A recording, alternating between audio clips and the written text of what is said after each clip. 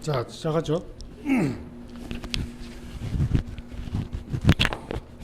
그래서 이제 거친 거품을 방지를 하기 위해서 37도까지만 넣는다.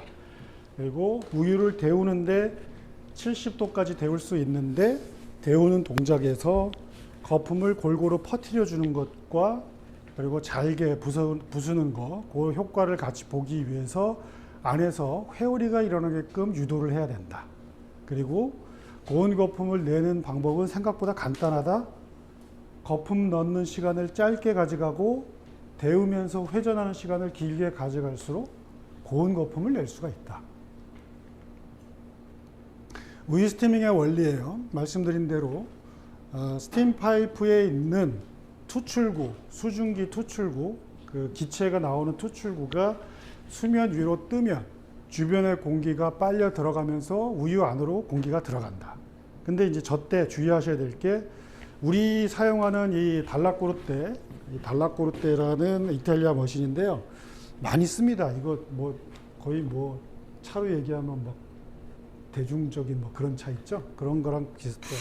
근데 가격 대비 괜찮은 것 같아요. 예. 근데 얘는 보면 이렇게 3개, 투출구가 3개예요. 4개짜리도 있어요. 근데 4개짜리는 아무래도 압력이 좀 강하죠. 더 많이 나오니까.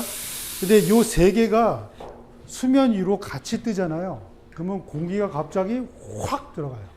확. 그래서 부피가 막 북 하고 막 늘어나요. 이렇게. 그래서 우리가 고온 거품을 내기 위해서는 꼭 그런 건 아닌데, 기분상 저기에 있는 3개 중에 1개 정도만 위로 올라오게. 1개 정도만. 그런데 그 뭘 찾는 거냐면, 공기가 들어가고 안 들어가는 그 경계 지점 있죠. 거길 찾아야 돼요. 그래서 막 들어가는 소리가 뭐 있어요? 들어가는 소리가 치치직 미세하게 이렇게 들어가게. 그렇게 들어갈 때 고온 거품을 낼 수가 있다는 거죠. 그 다음에 롤링을 할 때는 이 투출구가 수면 아래로 완전히 잠기잖아요. 그러면 이제 공기가 안 들어가요. 여기서부터 이제 데우는 거예요. 그래서 우리가 오늘 이제 실습을 할 때 물로 한번 해볼 건데, 소리가 수면 위로 딱 올라왔을 때는 뭐 이렇게 부글부글 치치 막 이런 소리가 나요. 그러다가 얘가 수면 아래로 딱 들어가면, 투출구가 들어가면 이제 소리가 안 나고 고요해집니다. 물로 할 때는 이제 소리가 나겠지만 우유로 할 때는 고요해져요. 그래서 37도가 넘은 다음에는 그 소리가 안 나게끔 고요한 상태로 회전만 길게 가져가는 거, 그걸 해줘야 된다는 거죠. 설명드린 거예요. 설명드린 내용. 그 다음에 이제 요거 하나 설명드리자면, 각도에 대한 얘기인데, 얘가 이렇게 90도로 돼 있잖아요. 근데 어떤 애는 이렇게 파이프처럼 이렇게 돼 있는 애들도 있어요. 이제 그런 경우에 얘를 이렇게 바짝 들잖아요. 이렇게 해도 되는데, 이렇게 할 경우에 요 스팀이 좀 약간 그 수면하고 이렇게 비스듬하게 이렇게 들어가게 되거든요. 그래서 얘를 내가 조금만 미세하게 내리면 되는데, 잘못해서 이렇게 훅 내리잖아요. 그럼 갑자기 공기가 확 들어가요.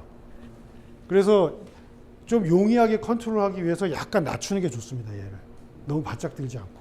그래서 그냥 설명하기로는 약 한 20도 정도, 한 15도에서 20도 정도. 그러니까 이제 머신마다 저 파이프가 올려오는 그 각도가 다 달라요. 그래서 딱 보고서 이제 각도가 판단하시기를, 바닥면하고 한 20도 정도, 15도에서 한 20도 정도 각도 맞추고 우유 스티밍을 하게 되면 조금 용이하게 컨트롤할 수가 있어요. 그 다음에 에스프레소와 우유가 잘 섞이게 포어링을 해줄 수 있어야 된다. 우유 스티밍을 했으면 이제 섞어야죠. 요거 할 때는 이제 두 분 요거 드려볼게요. 받으시고. 요게 지금 150ml짜리예요.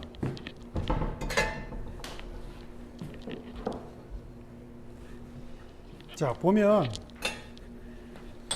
얘를 이제 오늘부터는 이제 투샷을 에스프레소를 뽑으면 요 그 150ml 카푸치노 잔 2개를 놓을 거예요. 그다음에 이제 여기에 받아지겠죠. 그러면 이제 150ml짜리인데 25ml만 담길 거 아니에요. 얼마 안 담기죠. 이제 그 상태에서 얘를 부을 때, 우유 스티밍을 이렇게 쭉 해왔잖아요. 그럼 이제 부을 때 얘를 이렇게 기울여 줍니다.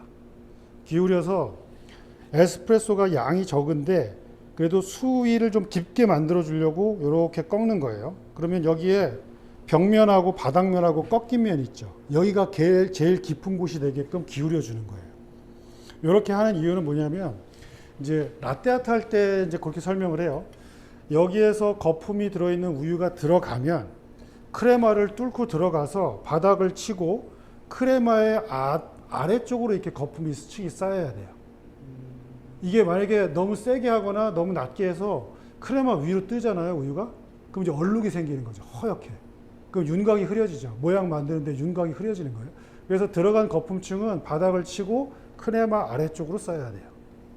그러려면 수위가 너무 낮잖아요. 수위가 너무 낮으면 뚫고 올라오거나 뜨기가 쉽겠죠. 그래서 깊이 만들어주는 거예요. 그래서 기울입니다.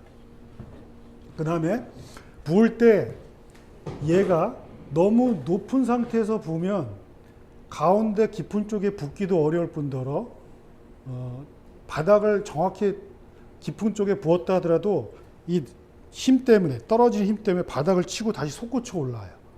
그래서 또 흐려져요. 그래서 너무 높게 들면 안 되고 약 5에서 10cm 가량 이 정도 높이에서 정확히 가운데 부어줘야 돼요. 이때 주의해야 될 게 우유가 벽면을 타고 들어가면 안 돼요. 우유가 벽면을 타고 들어가면 벽면을 타고 들어가서 그대로 크레마 위로 떠버립니다. 그러면 또 얼룩이 생기겠죠. 그래서 45도를 기울이는 이유는 거품이 들어가 있는 우유가 크레마 아래쪽으로 쌓이게 하기 위해서 붓는 거예요. 됐어요. 어느 정도까지 붓느냐? 여기에서는 지금 설명하기로 일반 그 자격증 과정 등 할 때는 이렇게 45도로 기울이세요. 그러니까 이게 하다 보면 좀 단순화시켜서 얘기해 주길 원해요. 그런 이제 자격증만 따려고 오시는 분들은 범위를 좁혀서 그래서 어떻게 하라는 얘기야 이제 이런 식으로 이제 설명을 해주길 원하는 거죠.